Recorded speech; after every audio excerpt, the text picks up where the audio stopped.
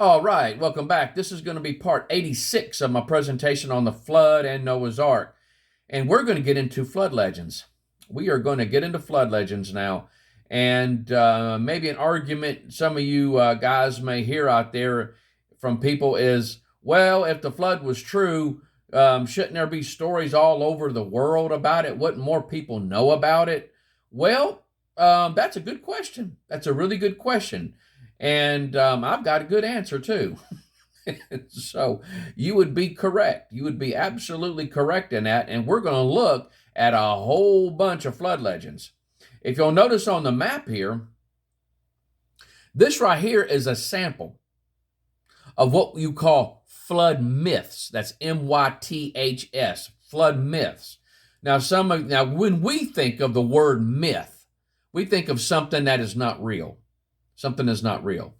And now that word myth comes from the Greek word mythos, which means story, speech, or legend. To the Greeks, a mythos may have been fictional, but also have been true. The Big Bang Theory is a living myth because it changes and grows as discoveries are made and scientific culture changes. Now, I'm going to tell you one thing right now.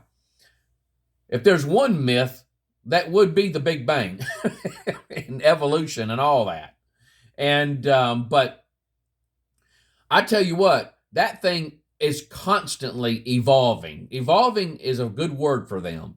But I don't want to get on that soapbox too much. If you guys been following any of my videos in the past, you would have seen me brought up some of these things and how they changed since the 1800s. But at any rate, if you'll look at this map here, you'll notice the colors, the little dots with the colors. Now, the red ones are most like the Bible. God shows favor to the survivor. The blue ones are somewhat like the Bible.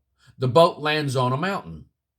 And then the green one is little like the Bible. Widespread destruction by water. But take a look at that, guys. That's all over the planet. Now, there are between 270 and 300 plus flood legends, with about 30 being in writing. Now, I don't want to be contradictory with what we think about what the word myth means and the word legend. We think of a legend. Now, let me say, guys, I'm not going to use the word myth as much as possible. I'm going to say legend. Now, this chart here is another one. Now, you got all the different places around the world on the top, and then you got what actually happened in the story narrative, the biblical story narrative, and the historical biblical story narrative, and that what each block represents. You got the full, like the total green, the highlighted, like the light green color. That is a full representation of the biblical idea, and the triangle orange, the burnt orange triangle, is a partial representation of the biblical idea. And so now, if you guys want to freeze frame this and go through this, go ahead, but I am not going to sit here and go through every single one of these things. But if you look at all of the nationalities up there, that is a bunch right there. You got the Syrio-Babylonia, and then you got Persia, Syria, Asia Minor, Greece, Egypt, Italy, Lithuania, Russia, China, India, Cree, Canada, Cherokee in the United States, Papagoa in Mexico, Aztecs in Mexico, Peru, the Leeward Islands, the Fiji Islands, and Hawaii, just to name some there. And then look at that, guys, and look how, these folks here have a story about a flood. And then that right there, you can just follow the blocks there, and how they have either changed it, add to it, maybe exaggerated it in certain areas, but the flavor is there. I want you to understand something, guys. All these stories are not going to follow each other completely. There's going to be some that's going to have added some to it. There's going to be some that have taken away something from it. But in the end result, the flavor is there. The story is there. Anybody that looks at it and would read it would say, dang, it sounds like the world was destroyed by water. And the Bible talks about how God destroyed the world with a biblical world flood, the historical biblical world flood. When you go on through this, how close is it to the Bible? Was the flood global? 95% of the legends have that. Was wickedness of man the cause? 66%. Follow along. Was there a favored family or individual? 88%, guys. Was the remnant forewarned? 66%. Was survival due to a boat? 70%. Were animals also saved? 67%. Did animals play any part? 73%. Did survivors end up on a mountain? 57% of the legends matched. Were birds sent out? 35%. Did survivors sacrifice afterward? 13%. Was the rainbow mentioned? 7%. Was geography local? 82%. And so there were some that said it was just a local thing. All right, let's start going through some of these flood legends. And so let's just dive right on in. Now, Hawaii is going to be the first one. Now, I'm going to try some of these words, and some of them I'm not going to try them at all. And so, Country Boy here, he has a hard time pronouncing some of these words. But at any rate, long after the death of this person right here, the first man, the world became a wicked, terrible place to live. What does that sound like? From my Bible students, sounds real close to the narrative starting off in Genesis 6. There was one good man left. His name was Nu'u. He made a great canoe with a house on it and filled it with animals. The waters came up over all the earth and killed all the people. Only Nu'u and his family were saved. Nu'u? What does that sound like, guys? Sounds a lot like Noah, don't it? Nu'u? Going on. When the boat landed safely on Mauna Kea, Nu'u offered pig and coconuts to thank the moon.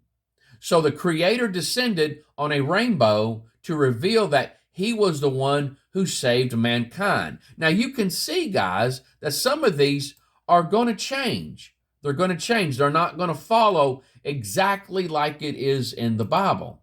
Okay, let's go to another legend. One ancient Chinese classic called The Hiking tells the story of Fuhai, whom the Chinese consider to be the father of their civilization. The history records that Fuhai, his wife, 3 sons, and 3 daughters escaped a great flood. He and his family were the only people alive on earth. After the great flood, they repopulated the world. And so you've got 8 people here, which matches the biblical narrative. Now, Noah and his wife, they had their 3 sons and their wives. They called them wives. Here it says daughters. Now, I have heard in the Chinese culture or Asian culture that even the wives of the sons would have been called daughters. They consider them daughters. That's just what I've heard. And so any of you that know any further about that, you can educate the rest of us. But that's just what I've been told. All right, here's another legend from China. When a sky god flooded the earth, a brother and sister survived on a boat. They had a deformed child, which the brother cut into pieces. The earth was repopulated from the pieces, and so definitely exaggerated and doesn't follow the Bible as close as others do, but still you got that flavor there. A god flooded the earth. These people were saved by a boat, and then the earth was repopulated. And so after that, another legend from China, the ancient, isolated and remote Mio tribe of China has a detailed history that is memorized by nearly everyone and sung at festivals.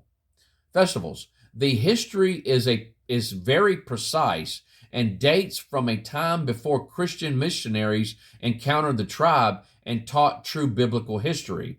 Yet the parallels are striking. It was translated by a veteran worker among the tribe. It goes into the creation account, including the creating the woman from man. It mentions the violence in the earth, God sending a flood, Noah. How about that? Check that out, which would be Noah. Noah, that's their name there, Nuah. The building of the ark, animals, male and female, were on the ark, sending the dove, receding of the waters, the sacrifice Noah gave to God afterwards, the earth speaking one language, the building of a very high tower, which would be the Tower of Babel. God changed the languages and accent, and the dispersion. They part from each other, the globe to encircle. That's basically they went around the whole globe. A literal translation of this line is they parted and lived, they parted and lived in circle world ball. And so, very interesting, guys. It says the Tower of Babel dispersion account fall under diaspora myths. Diaspora is the dispersion or spread of a people from their original homeland. Very, very interesting. And so now this is really interesting. This is the Chinese word for boat. For boat. Classical Chinese, dating to about 2500 BC, is one of the oldest languages known. Its words, called pictographs, are often composed of smaller symbols that themselves have meaning and together tell a story. For example, the classical Chinese word for boat, shown above, is composed of the symbols for vessel, eight, and mouth, or person. So, check it out. You've got the boat there, up above, boat. Now listen, there's other symbols that are into this thing. When you break it apart, it is vessel, eight, and people. Now, what does that sound like, guys? That sounds like the biblical flood. And all those symbols make up boat. And why in the world would eight, people, and vessel? I mean, come on now. I mean, they got really precise when they're talking about this. Let's do another one. The Toltec Indians. The Toltec Indians.